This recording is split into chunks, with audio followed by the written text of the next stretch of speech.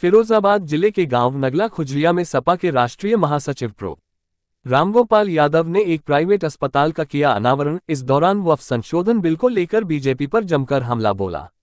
रविवार की दोपहर करीब 1:30 बजे सपा के राष्ट्रीय महासचिव फिरोजाबाद जिले के गांव नगला खुजरिया रविवार की दोपहर करीब 1:30 बजे पहुंचे, जहां एक प्राइवेट अस्पताल का अनावरण किया और उसके उपरांत मीडिया से बात करते हुए बीजेपी सरकार पर जमकर हमलावर हुए और उन्होंने कहा है कि वक्फ संशोधन बिल के किसी को फायदा नहीं है।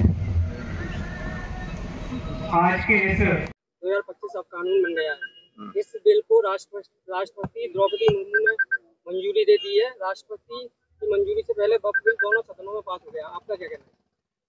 वो तो ये नियम ही है, अगर सदन पास कर दें तो राष्ट्रपति को तो दस्तखत करना ही होगा। राष्ट्रपति को दस्तखत करने से इनकार नहीं कर सकते, लेकिन ये बहुत ही जन विरोधी कानून है। ये लोग अभी समझते हैं कि बहुत अच्छा है, अच्छा नहीं है। ये सब पे लागू होगा। कलेक्टर चाहे जिसकी मंदिर की, मस्जिद की, गुरुद्वारा की, चर्च की जमीन को चाहे जब कह सकता है कि ये नजूल की जमीन है और इस पर हम कब्जा करें। बिहार के उपाध्यक्ष और वरिष्ठ भाजपा नेता कुमार सिन्हा का कहना है कि वक्फ बिल के खिलाफ विरोध करने वालों को देशद्रोही और जेल में शामिल किया जाए। मानसिकता कितनी गंदी है आप समझ लीजिए, ऐसे ही लोग हैं ना। अब उन पर हम क्या कमेंट करें, इस लायक ही नहीं कि उन पर कमेंट करें। वो तो सड़क छाप गुंडों की तरह बात करने वाले ये लोग हैं जो आप पढ़ रहे हैं।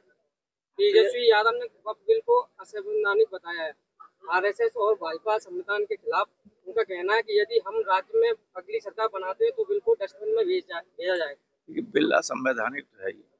अगर आप में से किसी ने संविधान को थोड़ा भी देखा होगा, संविधान की आत्मा मौलिक अधिकार है, जिसने हम लोगों को अधिकार दिया, जिसमें जीवन का अधिकार भी है।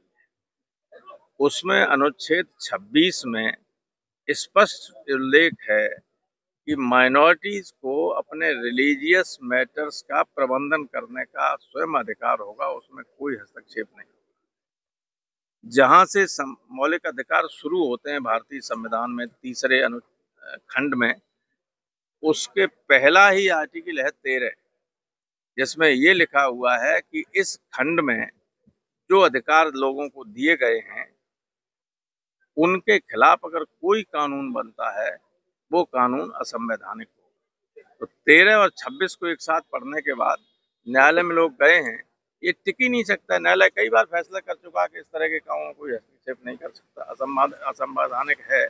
और ये बीजेपी की सरकार तो संविधान को खत्म ही करना चाहती है, इसलिए संविधान के किसी भी पवित्र अंश को भी ये मानती नहीं। सर, आज रामनवमी है। पश्चिम बंगाल में ममता बनर्जी सरकार ने रामनवमी की क्या करें?